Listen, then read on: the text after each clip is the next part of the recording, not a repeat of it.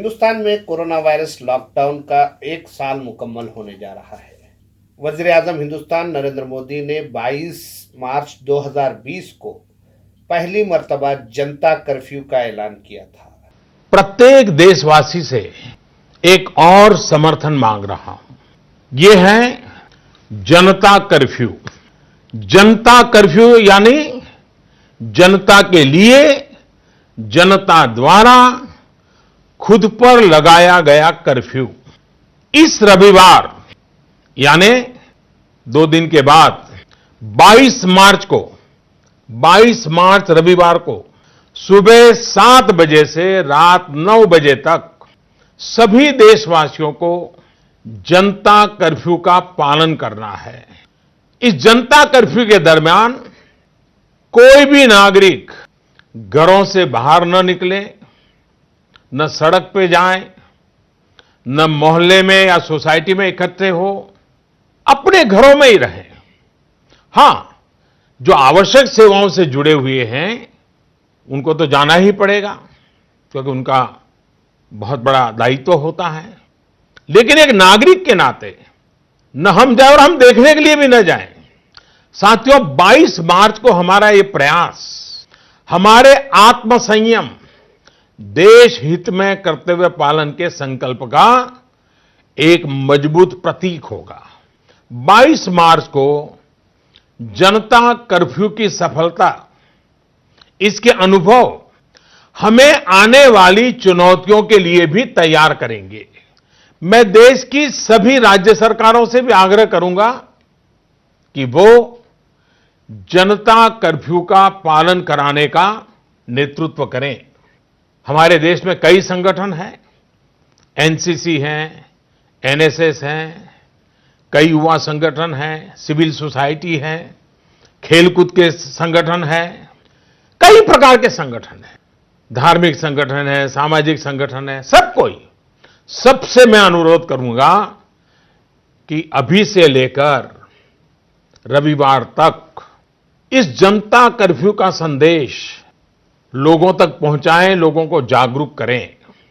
आप ये भी कर सकते हैं, हर दिन 10 नए लोगों को फोन करके आप इस वैश्विक महामारी के संबंध में नागरिक को करने वाले काम, जनता कर्फ्यू की बात उनको समझाएं, उनको बताएं। जनता कर्फ्यू के साथ हिंदुस्तान ने थाली बजाई, ताली बजाई, दिया जलाया और अब 1 साल में वैक्सीन भी लगाई जा रही है।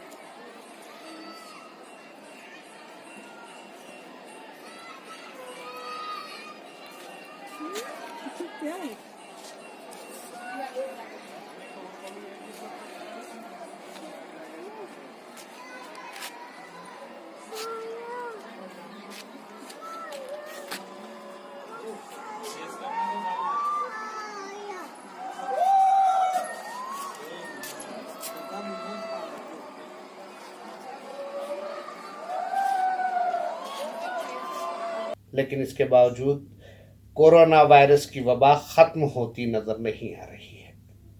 इस एक साल में हिंदुस्तान ने क्या खोया है, क्या पाया है, इस बात का जायजा आज की वीडियो में हम लेंगे। 22 मार्च को हुए कोरोना वायरस जनता कर्फ्यू का जब वजीर आजम नरेंद्र मोदी ने ऐलान किया तो सब ने ये सवाल खड़े किए थे कि एक दिन के जनता कर्फ्यू से हुकूमत हासिल क्या करना चाहती है। वजीर आजम ने एक दिन का जनता कर्फ्यू लगाते हुए ये महसूस किया कि उनकी कही बात को हिंदुस्तान भर में अवाम कबूल करेंगे और उस पर अमल किया जाएगा, और हुआ भी। पब्लिक ने नरेंद्र मोदी के कहे अनुसार जनता कर्फ्यू पर भी अमल किया और कई लोगों ने थाली भी बजाई, बल्कि कई सड़कों पर थालियां बजाई गई, तालियां बजाई गई। 22 मार्च के बाद 23 मार्च को हुकूमत की जानिब से लॉकडाउन का ऐलान किया गया। लॉकडाउन, दुनिया के कई ममालिक में ये लफ्ज़ सुना जा रहा था, लेकिन हिंदुस्तान में ये लफ्ज़ 23 मार्च को सामने आया, जिसमें सेंट्रल गवर्नमेंट की जानिब से ये कहा गया कि अवाम को लॉकडाउन के उसूलों का पासो लिहाज रखते हुए अपने घरों में बंद रहना चाहिए। 23 मार्च से शुरू हुआ ये लॉकडाउन 3 मई 2020 तक जारी रहा। इस दौरान कई तरह के हालात हमको देखने मिले। हजारों किलोमीटर लोग मजदूर साइकिलों पर वापस हुए, पैदल अपने घरों की तरफ, अपने गांव की तरफ चलने लगे। हुकूमत की तरफ से कोई सहूलत फराहम नहीं की गई। लोग भूख के आलम में परेशान, जहां कहीं खाना बट रहा था वहां कतार लगाए खड़े थे। कई एनजीओस ने बड़ी हद तक हुकूमत का काम अंजाम देते हुए लोगों को भूखे सोने से बचाने में अहम किरदार अदा किया।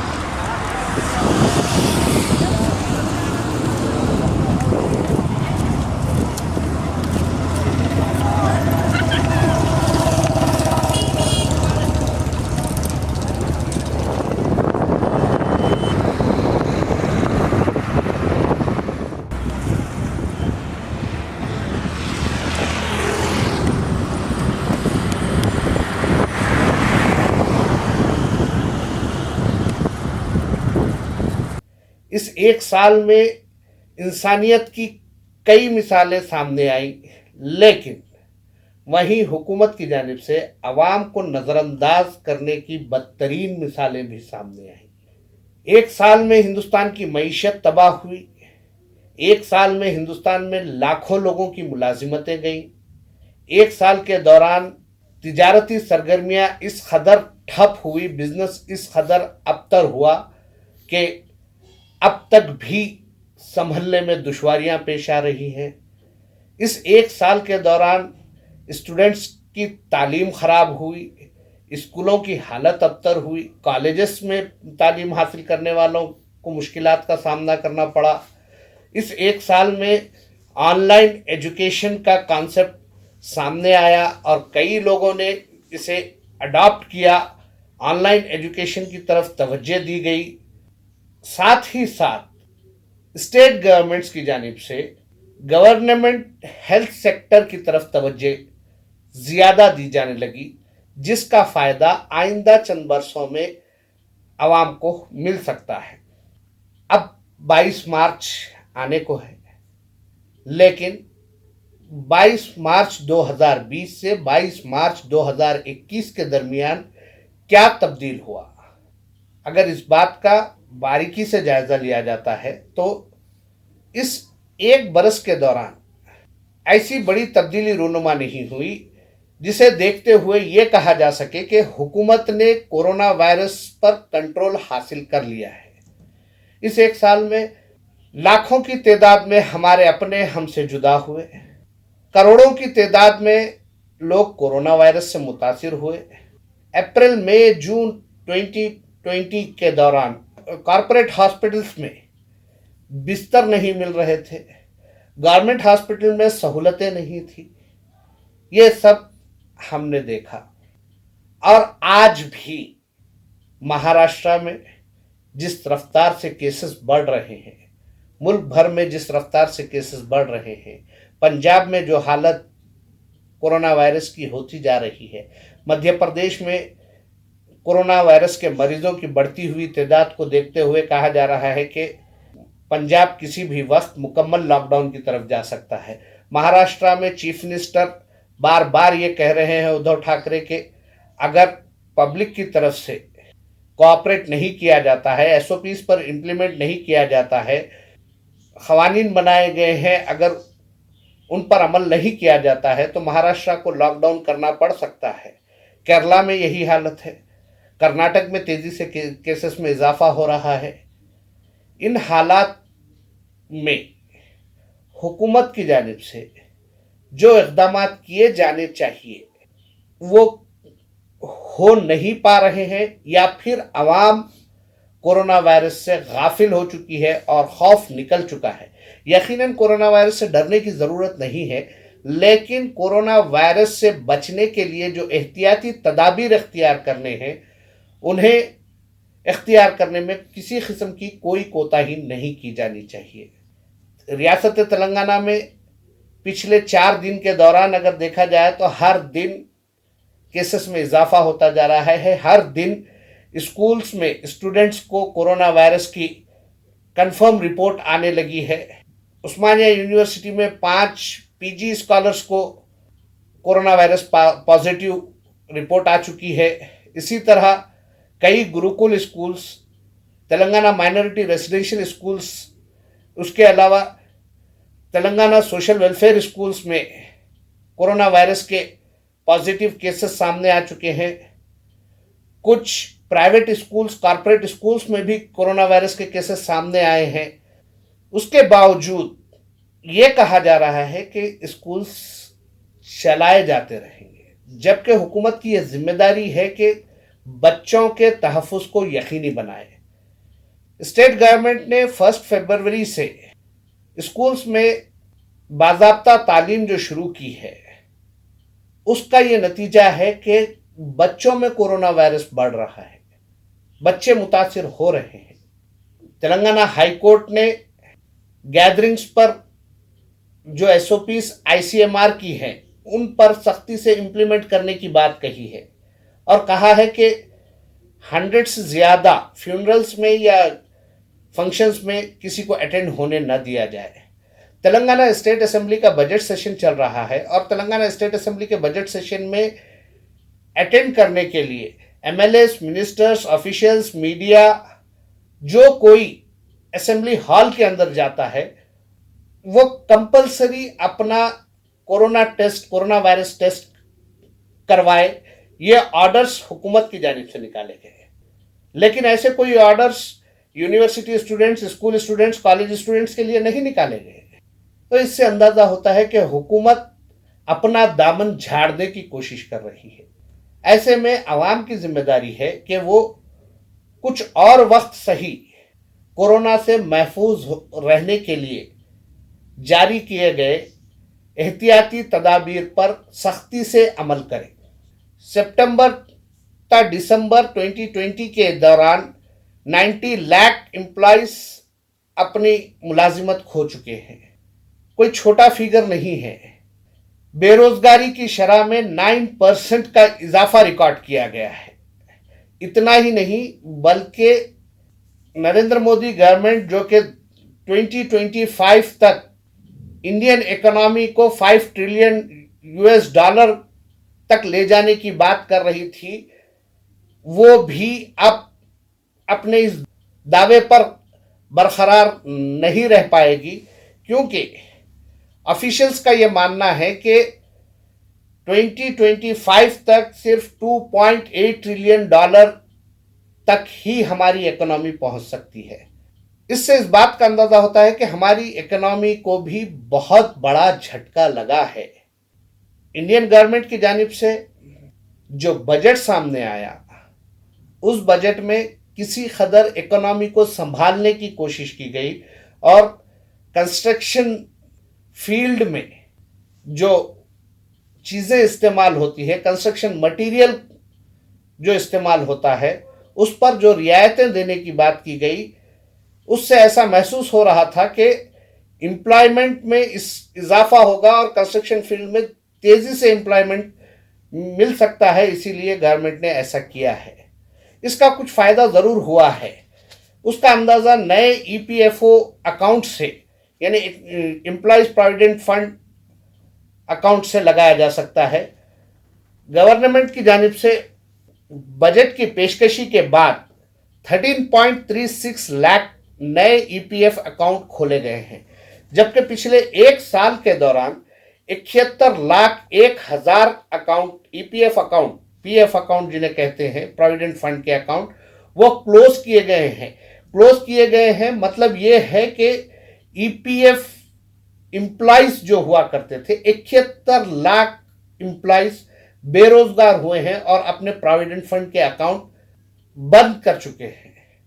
गवर्नमेंट की जो हिकमत अमली रही, उससे 13,36,000 नए अकाउंट जनवरी तक फरवरी के बीच में खोले गए हैं। ये एक अच्छी पहल है, लेकिन क्या ये काफी है? स्टेट लेवल पर अब जिस तरह से कोरोना पेशेंट्स की तादाद में इजाफा हो रहा है, क्या हिंदुस्तान एक और लॉकडाउन की तरफ बढ़ सकता है? क्या हिंदुस्तान एक और लॉकडाउन बर्दाश्त कर पाएगा?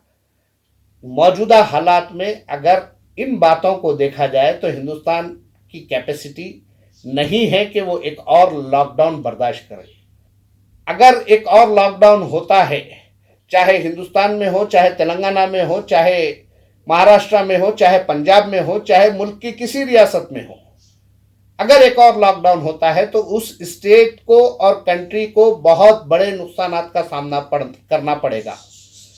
लॉकडाउन के दौरान जीएसटी कलेक्शन में कमी हुई, गवर्नमेंट के स्कीमात कम हो गई।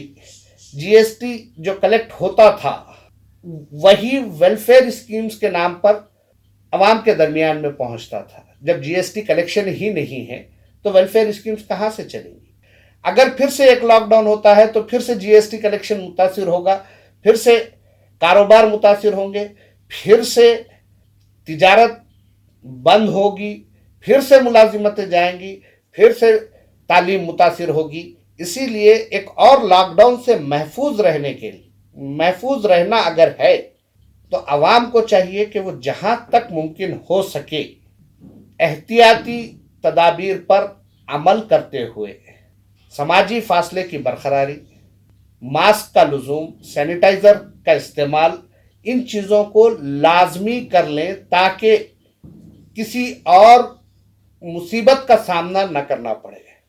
अब जबकि कुछ रियासतों में, कुछ स्टेट्स में कोरोना वायरस के पेशेंट्स की तादाद में इजाफा हो रहा है, लेकिन स्टेट के बॉर्डर्स बंद नहीं किए जा रहे हैं, जिससे ये डाउट है कि आइंदा चलकर मुल्क भर में कोरोना वायरस के मरीजों की तादाद में इजाफा होगा।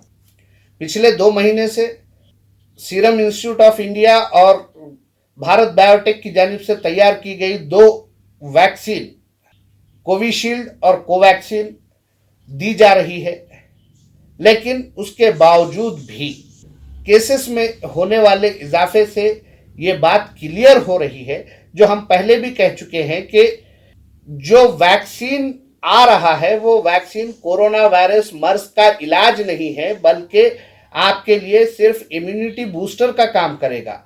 इम्यूनिटी बूस्टर का काम करेगा, इसीलिए सिर्फ वैक्सीन पर डिपेंडेंसी काफ़ी नहीं है।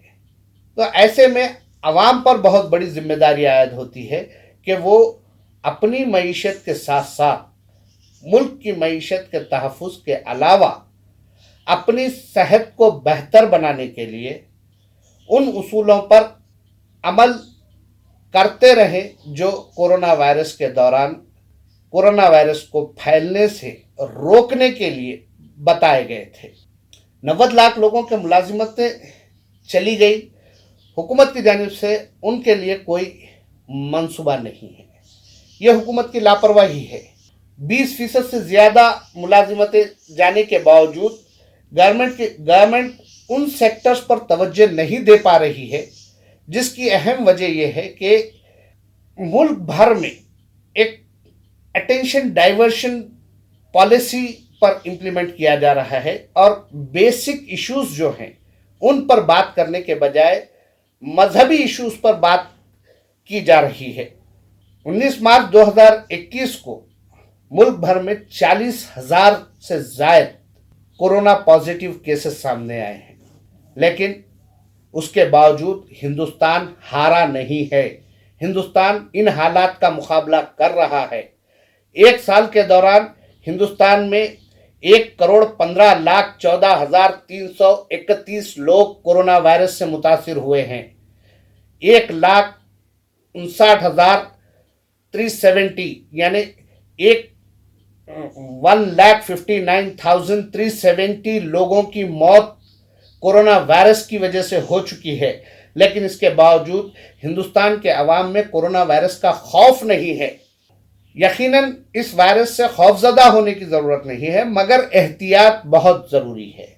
दुनिया भर में कोरोना वायरस के मरीजों की तादाद 18 करोड़ से ज़्यादा हो चुकी है। मरने वालों की तादाद 22 लाख से ज़्यादा हो चुकी है। ऐसे में हिंदुस्तान अब भी काफ़ी बेहतर परफॉर्म कर रहा है। तो अब जब दूसरी वेव की बात की जा रही है, सेकेंड वेव की बात की जा रही है, तो सेकेंड वेव को रोकने के लिए पिछले एक साल में जिन हालात का हमने सामना किया, उनसे सबक हासिल करते हुए कोरोना वायरस को फैलने से रोकने की ज़रूरत है।